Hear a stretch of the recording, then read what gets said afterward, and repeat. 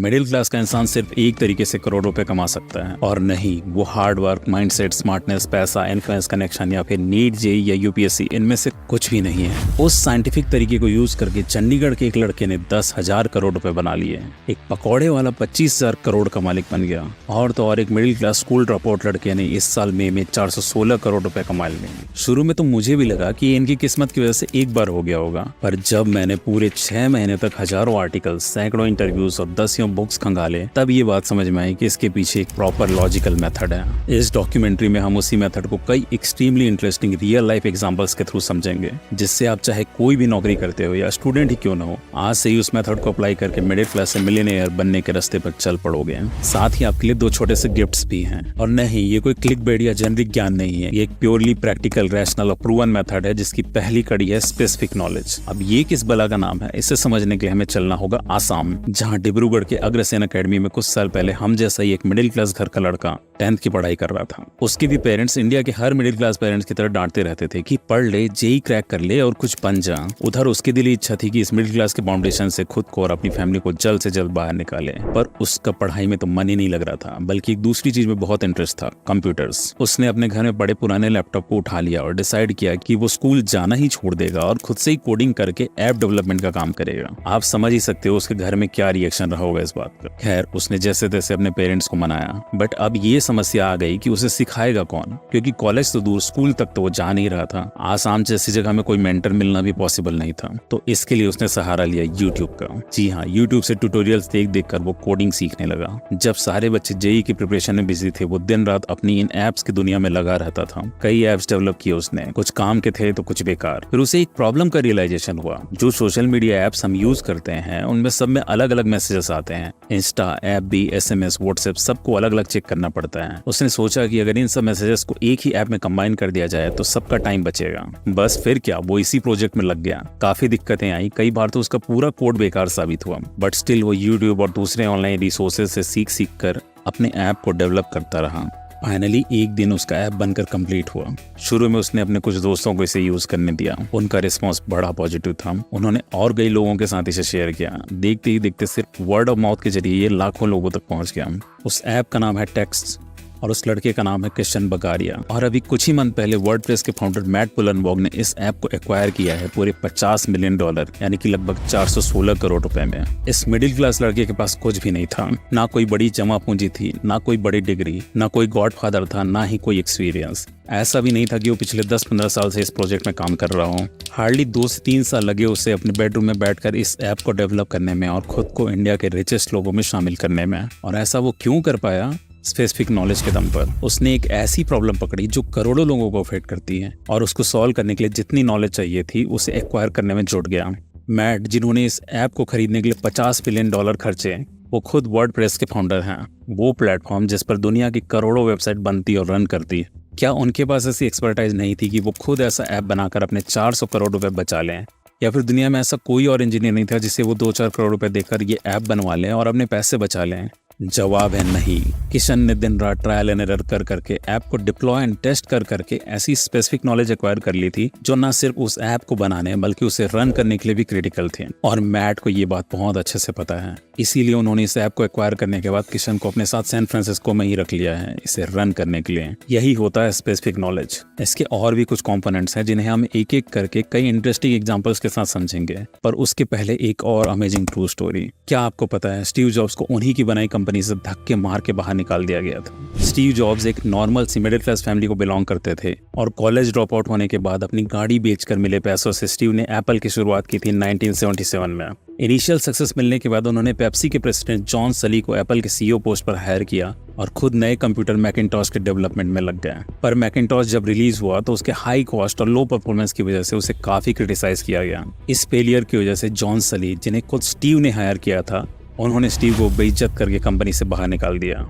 इसके बावजूद स्टीव ने हार नहीं मानी। एज ए फाउंडर उनके पास एप्पल के कुछ शेयर्स थे जिन्हें बेचकर मिले पैसों से उन्होंने एक नई कंपनी खड़ी की, नेक्स्ट। इस कंपनी में भी वो एक से एक कंप्यूटर बनाने में जुट गया। नेक्स्ट कुछ ही दिनों में एप्पल को कड़ी टक्कर देने लग गई और वहीं दूसरी तरफ एप्पल स्टीव जॉब्स के बिना डूबने के कगार पर आ गई थी। इसके सॉल्यूशन के लिए एप्पल के बोर्ड ने नेक्स्ट को खरीदने की सोची और स्टीव से रिक्वेस्ट किया कि वो वापस से एप्पल के सीईओ बन जाएं। जॉब्स ने ये ऑफर एक्सेप्ट किया और अपने रहते एप्पल को $350 बिलियन की कंपनी बना दी। अब ऐसा तो नहीं है कि स्टीव के जाने के बाद एप्पल में कोई अच्छा इंजीनियर ही नहीं बचा था, बल्कि उनसे कहीं ज्यादा काबिल इंजीनियर्स अब भी मौजूद थे। फिर क्यों स्टीव को वापस बुलाना पड़ा? वही रीजन, स्पेसिफिक नॉलेज। अपने शार्प ब्रेन्स और मेहनत के दम पर स्टीव ने इनोवेशन, टेक्नोलॉजी और बिजनेस के वो क्रिटिकल एस्पेक्ट सीख लिए थे जो उनके अलावा इस पूरी दुनिया में किसी को नहीं आते थे। और यही वजह है कि इतनी बड़ी कंपनी अपना ईगो साइड करके उनके सामने झुक गए। देखो, आप बेतहाशा अमीर तभी बन पाओगे जब बहुत सारे लोग खुशी खुशी आपको पैसा दें, और इसके लिए दो चीजें चाहिए। एक तो लोगों की जेब से पैसा निकले और दूसरा आपकी जेब में जाए। लोग अपनी जेब से पैसा तभी निकालेंगे जब उनका कोई क्रिटिकल प्रॉब्लम सॉल्व होगा। जितनी ज्यादा क्रिटिकल प्रॉब्लम उतना ज्यादा पैसा, और जितनी ज्यादा यूनिवर्सल प्रॉब्लम होगी उतने ज्यादा लोग अपना पैसा निकालेंगे। वो सारा पैसा निकल के आपकी जेब में तभी जाएगा जब सिर्फ आप उस प्रॉब्लम को सॉल्व करने के लिए रिक्वायर्ड स्पेसिफिक नॉलेज रखते हो। 1959 में तमिलनाडु के छोटे से गांव में 2 मजदूरों के घर एक लड़का पैदा हुआ जिसका नाम रखा गया वेलुमणि। उसने जैसे तैसे करके बड़े मुश्किलों से अपनी BSc की डिग्री पूरी करी और फिर भाभा एटॉमिक रिसर्च सेंटर में लैब असिस्टेंट की छोटी सी पोस्ट पर नौकरी करने लग गया। वो दिन भर लैब में काम करता और शाम को मिले वक्त में पढ़ाई करता। नौकरी करते करते ही उसने MSc और फिर थायराइड बायोकेमिस्ट्री में डॉक्टरेट की डिग्री ली, जिसके बाद वो लैब असिस्टेंट से साइंटिस्ट के पोस्ट पर आ गया। लैब टेक्नीशियन के अपने टेन्योर में उसे इतना ज्यादा एक्सपीरियंस हो चुका था कि उसे इंडिया की एक बहुत बड़ी प्रॉब्लम समझ आ गई, unorganised and unreliable medical test. उसने इसी को सॉल्व करने की सोची और 1996 में थायरोकेयर के नाम से अपना पहला लैब डाला। आज थायरोकेयर इंडिया का सबसे बड़ा डायग्नोस्टिक ब्रांड है। अपनी वाइफ के दुनिया से चले जाने के बाद मिस्टर ए वेलुमणि ने अपनी कंपनी से एग्जिट लिया, और आपको पता है उन्हें अपनी स्टेक के बदले में कितने रुपए मिले? पूरे 4,500 crore. Bhabha atomic research centre में उनसे भी ज्यादा काबिल कई और साइंटिस्ट थे, पर उनमें से कोई भी इतना बड़ा एम्पायर नहीं खड़ा कर पाया। पता है क्यों? क्योंकि ये मैटर नहीं करता कि आप रिच बैकग्राउंड से हैं या पुअर, अपनी कॉलेज की पढ़ाई की है या ड्रॉप आउट हो, आप दिन रात मेहनत कर रहे हो या फिर स्मार्ट तरीके से सिर्फ कुछ आवर्स फोकस्ड वर्क कर रहे हो। मैटर सिर्फ ये करता है कि आपके पास लोगों की प्रॉब्लम सॉल्व करने के लिए स्पेसिफिक नॉलेज है या नहीं, और अगर है तो फिर दुनिया का तमाम पैसा आपके कदमों में झुकने के लिए तरसता है। आपके मन में अभी कई सवाल होंगे, लाइक ये स्पेसिफिक नॉलेज हासिल कैसे करते हैं, किस लेवल के नॉलेज को स्पेसिफिक नॉलेज की कैटेगरी में डाला जाएगा, और सबसे इंपॉर्टेंट बात, आप खुद अपने फील्ड में इसे कैसे इंप्लीमेंट कर सकते हो, या फिर कहीं आपको फील्ड तो नहीं चेंज करनी पड़ेगी। इन सब सवालों के जवाब हम इस वीडियो में एक एक करके समझेंगे। एप्पल की बैंकरप्सी, डॉक्टर देवी शेट्टी की डेयरिंग, मुकेश अंबानी को मिले धोखे और इलॉन मस्क के ट्रेड सीक्रेट से लेकर एक मिडिल क्लास स्टूडेंट के इंडिया की सबसे बड़ी कंपनी बनाने तक, ऐसी कई इंटरेस्टिंग रियल लाइफ स्टोरीज हैं आगे इस वीडियो में जो हमें अमीर बनने का तरीका समझाएंगे। स्पेसिफिक नॉलेज एक ऐसा नॉलेज है जो आपको स्कूल और कॉलेजेस में नहीं सिखाया जा सकता, क्योंकि कॉलेज वाले अगर आपको कोई चीज सिखा सकते हैं तो किसी और को भी वो चीज सिखा सकते हैं। उस केस में स्पेसिफिक नहीं रह जाता, अगला बंदा आपको कभी भी रिप्लेस कर सकता है। ये स्कूल कॉलेज से मिलने वाले नॉलेज के एक स्टेप ऊपर का नॉलेज है, जिसे किसी डिग्री या रिज्यूमे से मेजर नहीं किया जा सकता। देखो, डिग्री बहुत इंपॉर्टेंट है, बट वो सिर्फ यहाँ तक लाती है। यहाँ से यहाँ लेवल अप करने के लिए आपको चाहिए स्पेसिफिक नॉलेज। जब आप अपने अंदर की जेन्युइन क्यूरियोसिटी से कुछ एक्स्ट्रा सीखने की कोशिश करते हो, जो एक्सपीरियंस लोग हैं उनसे मिलते हो, सवाल करते हो, अपने फील्ड के प्रॉब्लम्स देखते हो, उनको सॉल्व करने का ट्राई करते हो, आपका स्पेसिफिक नॉलेज अपने आप बढ़ता है। आज जो भी सैलरी आपको कंपनी दे रही है वो सिर्फ इसलिए दे रही है क्योंकि अगर उससे 1 रुपया भी कम देगी तो आप जॉब छोड़कर चले जाओगे, वरना उनका बस चले तो वो इससे भी आधी सैलरी में आपसे काम करा लें। बट वहीं अगर आपने अपना नॉलेज बेस इतना बढ़ा लिया कि आप कंपनी के क्रिटिकल एसेट बन गए, तो वो झक मारकर आपकी सैलरी बढ़ाएंगे। अमन गुप्ता JBL में काम करते थे। अपनी मेहनत और काबिलियत के दम पर उन्होंने अपनी कंपनी के सेल्स एक्सपोनेंशियली बढ़ा दिए थे। जब वो सैलरी इंक्रीमेंट करवाने अपने सीनियर के पास पहुंचे तो उन्होंने मना कर दिया। जवाब में उन्होंने कहा, बॉस मार्केट में मिलते हैं। आज बोर्ड $2 बिलियन की वैल्यूएशन रखती है और अमन की खुद के नेटवर्थ 700 करोड़ से ज्यादा है। और जो इपिक लाइन उन्होंने अपने बॉस को बोली, उसको बोलने का कॉन्फिडेंस उन्हें वहीं से आया कि वो हेडफोन इंडस्ट्री के अंदर बहुत सॉलिड स्पेसिफिक नॉलेज एक्वायर कर चुके थे। अगर ये बात नहीं होती तो वो भी नॉर्मल एम्प्लॉइज की तरह छोटा सा इंक्रीमेंट लेके चुप हो जाते हैं और अपने खून पसीने से JBL को ही अमीर बनाते रहते हैं। आपने कभी ये सोचा कि आपके शहर में 10 मेडिसिन स्पेशलिस्ट हैं, फिर भी किसी एक के पास ही मरीजों की लाइन क्यों लगी रहती है? 10 हलवाई हैं, फिर भी किसी एक के पास ही भीड़ क्यों होती है? 10 टीचर्स हैं, बट एक के ही कोचिंग में सारे बच्चे क्यों जाना चाहते हैं? इन सब लोगों ने अपने हार्ड वर्क, एक्सपीरियंस और स्मार्टनेस के दम पे ऐसा नॉलेज और प्रॉब्लम सॉल्विंग कैपेसिटी डेवलप कर ली है जो किसी और के पास नहीं है। अब यहाँ एक और बात समझने वाली है कि यूं तो आप अपना स्पेसिफिक नॉलेज किसी भी फील्ड में एक्वायर कर सकते हो, बट आपको कोई एक फील्ड चुनना पड़ेगा ताकि आप अपनी एनर्जी प्रॉपरली फोकस कर सकूं। अब वो कौन सा फील्ड होगा ये दो चीजों पर डिपेंड करता है। पहला तो ये कि आपका इंटरेस्ट किस फील्ड में है, दूसरा ऐसी कौन सी प्रॉब्लम है जिसका सॉल्यूशन दुनिया अभी तक नहीं ढूंढ पाई। इन दोनों बातों को अच्छी तरह समझने के लिए हमें कुछ साल पीछे चलना पड़ेगा, जब इलॉन मस्क सिर्फ एक नॉर्मल इंजीनियर हुआ करते थे। ईयर 2000 की बात है। इंटरनेट तब पॉपुलराइज होना स्टार्ट ही हुआ था। इलॉन जो उस वक्त महज 29 ईयर्स के थे, कुछ ही समय पहले उन्होंने अपनी पहली कंपनी Zip2 पूरे $307 मिलियन में बेची थी। Zip2 के थ्रू इलॉन न्यूज़पेपर्स को ऑनलाइन डायरेक्टरी और मैप्स अवेलेबल कराते थे। उन्हें उस कंपनी को डेवलप करके ये बात समझ में आ चुकी थी कि इंटरनेट इज द फ्यूचर और जल्द ही लोग अपनी सारी शॉपिंग ऑनलाइन करने लग जाएंगे। और उस चीज में दुनिया को जो सबसे बड़ी दिक्कत आएगी वो होगी पेमेंट्स की। उस टाइम पर कोई भी ऐसा मेथड नहीं था जिससे ऑनलाइन पेमेंट किया जा सके।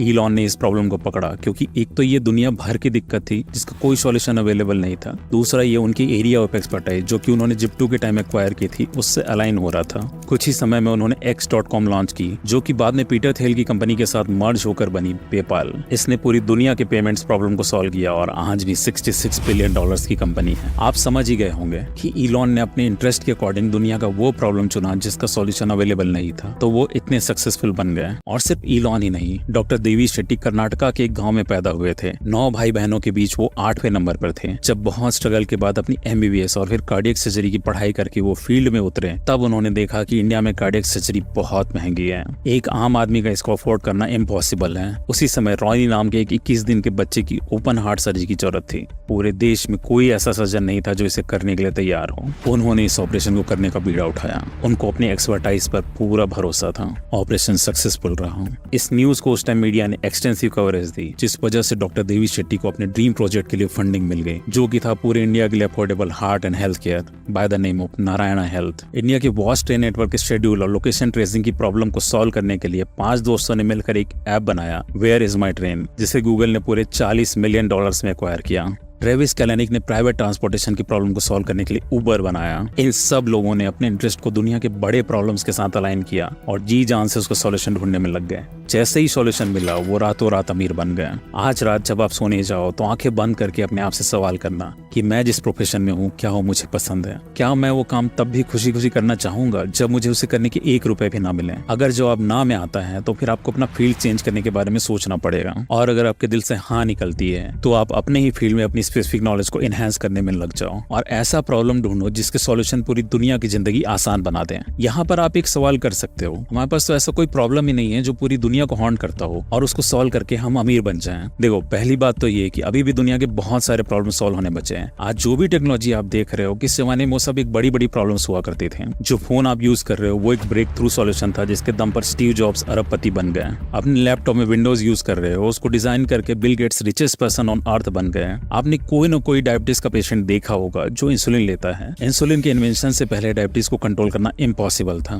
इस प्रॉब्लम को सॉल्व करके एली लिली नाम की कंपनी दुनिया की 10वीं सबसे वैल्यूएबल कंपनी बन गई, टेस्ला से भी ऊपर। और दूसरी बात यह है कि ऐसा बिल्कुल जरूरी नहीं है कि आप हमेशा पूरी दुनिया की प्रॉब्लम सॉल्व करो। सिर्फ पूरे इंडिया की प्रॉब्लम सॉल्व करके ही आप बहुत ज्यादा रिच बन सकते हो। बाहर दुनिया तक जाने की जरूरत ही नहीं है। इनफैक्ट आप अपने स्टेट या अपनी सिटी के हाइपर लोकल प्रॉब्लम सॉल्व करके भी रिच बन सकते हो। और मोस्ट ऑफ द केसेस में आपको एकदम नया, बिल्कुल out of the box idea सोचने की भी जरूरत नहीं है। जो एग्जिस्टिंग प्रॉब्लम्स हैं आप उनका ही बेटर सॉल्यूशन अगर ज्यादा अफोर्डेबल तरीके में प्रोवाइड कर सकते हो तो भी आप बहुत अमीर बन सकते हो। इसका एक प्रैक्टिकल एग्जांपल देखते हैं। चंडीगढ़ के सेंट एन स्कूल में एक बहुत ही मामूली मिडिल क्लास का लड़का पढ़ता था। उसका एक ही एम था कि कैसे भी करके बस जेई क्लियर कर ले। उसने जी तोड़ तैयारी करी, दिन रात मेहनत करी और जेई क्रैक किया। उसकी ऑल इंडिया रैंक आई थी 49। IIT दिल्ली में उसने कंप्यूटर साइंस इंजीनियरिंग उठाई, वहां भी खूब मेहनत करी और इंजीनियरिंग खत्म होते ही 2005 में टेक्स पेन नाम की कंपनी में उसे प्लेसमेंट मिल गया। पर उसके दिमाग में तो कुछ और ही प्लानिंग चल रहे थे। कुछ महीनों के बाद उसे अमेजॉन USA में जॉब करने का ऑफर मिला और उसने उसे तुरंत लपक लिया, क्योंकि उसे पता था कि उसके मिडिल क्लास से रिच क्लास में जाने के लिए जो एक्सपर्टाइज चाहिए वो अमेजॉन जैसी कंपनीज में ही मिलेगी। उसके दिमाग में ये बात थी कि अमेजॉन जो ई-कॉमर्स का काम USA में उस टाइम पे कर रहा है, उसको अगर वो सीख ले तो वही काम इंडिया में भी स्टार्ट किया जा सकता है। वहां पर उसकी मुलाकात उसके ही कॉलेज IIT के एक बैचमेट से हुई, तो उन्होंने मिलकर ई-कॉमर्स की बारीकी को समझा। एक एक पार्ट कैसे फंक्शन करता है, प्रॉब्लम्स कैसे सॉल्व किए जाते हैं, बिजनेस कैसे एक्सपांड किया जाता है, ये सब उन्होंने सीखा। और जब लग गया कि they have acquired all the specific knowledge they need, they came to India. 2007 में इंडिया आकर बैंगलोर में एक छोटे से फ्लैट में उन्होंने अपनी कंपनी स्टार्ट की। उन लड़कों के नाम थे सचिन और बिन्नी बंसल, और उनकी बनाई कंपनी का नाम था फ्लिपकार्ट, जो कि आज के डेट में अमेजॉन को कड़ी टक्कर दे रही है। और पता है आज $40 बिलियन की वैल्यूएशन रखने वाली ये कंपनी शुरू कितने में हुई थी? मात्र 4 लाख रुपए में। पर अगेन वैल्यू उस 4 लाख रुपए की नहीं है, वैल्यू है उस स्पेसिफिक नॉलेज की जो उन्होंने अमेजॉन यूएसए में काम करके सीखी। उसी के दम पे वो इतना बड़ा एम्पायर खड़ा कर पाए, वरना ट्राई तो और भी बहुत लोगों ने किया था। Snapdeal, Shopclues, Let's Buy, ऐसे जाने कितने एग्जांपल्स हैं जो फेल हो गए। ये कहानी इस बात का भी प्रूफ है कि बिजनेस बनाने के लिए कोई डिग्री की जरूरत नहीं होती, पर अगर आप कोई डिग्री ले लो तो इसका मतलब ये नहीं कि बिजनेस नहीं कर पाओगे। जोमैटो के फाउंडर दीपिंदर गोयल, फ्लिपकार्ट के फाउंडर सचिन बंसल, भारत पे के अश्नील ग्रोवर और ब्लिंकिट के अरविंदर डिंडा के बीच कॉमन बात क्या है पता है? ये सभी IIT दिल्ली से ग्रेजुएट हैं, और वो भी एक ही बैच से। इनफैक्ट ऐसे सैकड़ों एग्जांपल्स हैं जिन्होंने IIT, IIM और इवन एम्स से डिग्री ली और उसके बाद अपना बिजनेस स्टार्ट करके दे गॉट एक्सट्रीमली रिच। जो एक्चुअली में टैलेंटेड और हार्ड वर्किंग लोग हैं वो दोनों चीजों के लिए समय और एनर्जी निकाल लेते हैं। उनका जो मेन कैरियर है या फिर जॉब है वो उसे परस्यू करते रहते हैं और अंदर ही अंदर अपने स्पेसिफिक नॉलेज को और धार देते रहते हैं। अभी हम आगे मुकेश अंबानी के रिवेंज सागा की बात करेंगे, बट उसके पहले एक बात समझना जरूरी है कि एथिकली, ईमानदारी से रिच होना बिल्कुल पॉसिबल है। मैं मानता हूँ कि आज के डेट में माहौल इतना नेगेटिव हो गया है कि आपको ये बात थोड़ी अजीब लगी हो। हर तरफ करप्शन फैला हुआ है, आए दिन नए स्कैम्स निकल के आ रहे हैं। जिन एग्जाम्स को पहले पवित्र समझा जाता था उन पर भी पाप के दाग लग रहे हैं। पर इसका मतलब ये नहीं कि आप भी वैसा ही बनने की ठान लो, नहीं, वो रास्ता एक डेड एंड की तरफ ही जाता है। आज नहीं तो कल उसमें एक्सट्रीम पनिशमेंट झेलना पड़ता ही है। इस वीडियो में ये जो फ्रेमवर्क मैं आपके साथ डिस्कस कर रहा हूँ, इसका यही मकसद है कि आप बिना किसी गलत तरीके के यूज किए अमीर बन सको। इनफैक्ट ये फ्रेमवर्क बेईमानी वाले रास्तों पर अप्लाई भी नहीं होगा। एक और इम्पोर्टेंट बात जो अक्सर लोग इग्नोर कर देते हैं, being wealthy is a positive sum game. ऐसा नहीं है कि आपको अमीर बनने के लिए अगले को गरीब बनाना पड़ेगा। आप भी अमीर बन सकते हो, अगला इंसान भी अमीर बन सकता है। जब सब मिलकर बड़ी बड़ी प्रॉब्लम सॉल्व करने लगेंगे तो एवरीवन विल बेनिफिट। इनफैक्ट अगर आप एक्चुअली में अमीर बनने का मादा रखते हो तो इसके लिए पहले आपके कस्टमर्स को अमीर बनना पड़ेगा, तभी तो जब आप उनकी प्रॉब्लम सॉल्व करो वो आपको पैसे दे पाएंगे। आपको कभी भी कंपटीशन से डरना नहीं है। एप्पल माइक्रोसॉफ्ट की सबसे बड़ी राइवल कंपनी थी। इनफैक्ट एप्पल ने कई बार पब्लिकली ऐसे एड्स रिलीज किए थे जिसमें उन्होंने बिल गेट्स और माइक्रोसॉफ्ट की बुराई करी थी। पर 1997 में जब एप्पल बैंकरप्ट होने के कगार पे आ गई तो स्टीव जॉब्स ने दुनिया भर से मदद मांगी। हर जगह से निराशा ही हाथ लगी। वो बैंकरप्सी डिक्लेयर करने ही वाले थे कि खुद बिल गेट्स ने उनसे बात करी और $150 बिलियन थी। एप्पल बच गई और आज दोनों कंपनियां $100 बिलियन का वर्थ रखती हैं। यही वजह है कि आपने अपने शहर में देखा होगा कि सारे सराफा दुकान एक जगह होते हैं, सारे कपड़ों की शॉप्स एक जगह पर होती हैं। आपको पता ही होगा कि कोका कोला का जो फॉर्मूला है वो एक सीक्रेट है। एक बार कोक के 2 एम्प्लॉइज ने उस फॉर्मूले को पेप्सी को चुपके से बेचने की कोशिश करी। पेप्सी कोक का आर्च राइवल है और उन्हें उम्मीद थी कि वो इस सीक्रेट को बिलियंस ऑफ डॉलर्स देकर हाथों हाथ खरीद लेंगे। पर हुआ क्या, इसका जस्ट उल्टा। पेप्सी ने ये बात तुरंत कोक को बता दी और FBI ने उन एम्प्लॉइज को अरेस्ट कर लिया। देखो, अगर आपके अंदर वाकई में जेन्युइन स्पेसिफिक नॉलेज है तो कितना भी कंपटीशन आ जाए आपको फर्क नहीं पड़ेगा, उल्टा उससे आपको बूस्ट ही मिलेगा। वहीं अगर किसी का स्पेसिफिक नॉलेज जेन्युइन नहीं है, सिर्फ लक के दम पर वो अमीर बन जाता है, तो it's just a matter of time. Eventually their luck will run away along with their earnings. इसी बात का प्रूफ है वो फैक्ट कि अगर आप दुनिया के टॉप 1% अमीर लोगों का पैसा लेकर बाकी सब में बराबर डिस्ट्रीब्यूट कर दो तो भी कुछ सालों बाद वही लोग फिर से अमीर बन जाएंगे। पर बात सिर्फ इतनी नहीं है। करोड़पति बनने के लिए हमें एक और क्रिटिकल एस्पेक्ट को समझना पड़ेगा, जिसके लिए हमें none other than Mr Mukesh Ambani की एक अनटोल्ड स्टोरी को जानना होगा। बात 2002 की है, जब रिलायंस का बंटवारा नहीं हुआ था और पिता धीरू भाई अंबानी के जाने के बाद मुकेश और अनिल दोनों भाई मिलकर उसे चला रहे थे। उस वक्त उन्होंने इन्फोकॉम नाम की एक कंपनी स्टार्ट की थी। ये कंपनी पूरी तरह से मुकेश अंबानी का ब्रेन चाइल्ड थी, जिसमें उनके भाई अनिल अंबानी का कोई खास योगदान नहीं था। इनफैक्ट कंपनी के बोर्ड ऑफ डायरेक्टर्स में भी उनका नाम नहीं था। एक साल बाद 28 दिसंबर 2003 को मुकेश के पिता धीरू भाई अंबानी की बर्थ एनिवर्सरी पर इन्फोकॉम ने अपनी सेवाएं शुरू की। इसकी जोरदार मार्केटिंग की गई। मुकेश ने ये ऐलान किया कि उनके कॉल्स 50 पैसे के पोस्ट कार्ड से भी सस्ते होंगे। आज से 20 साल पहले उस जमाने में ये बहुत बड़ी बात थी। तब लोगों के पास बहुत मुश्किल से मोबाइल फोन्स हुआ करते थे। इंडिया में सिर्फ एक वो ही थे जो इतना आगे की सोच लेके चल रहे थे।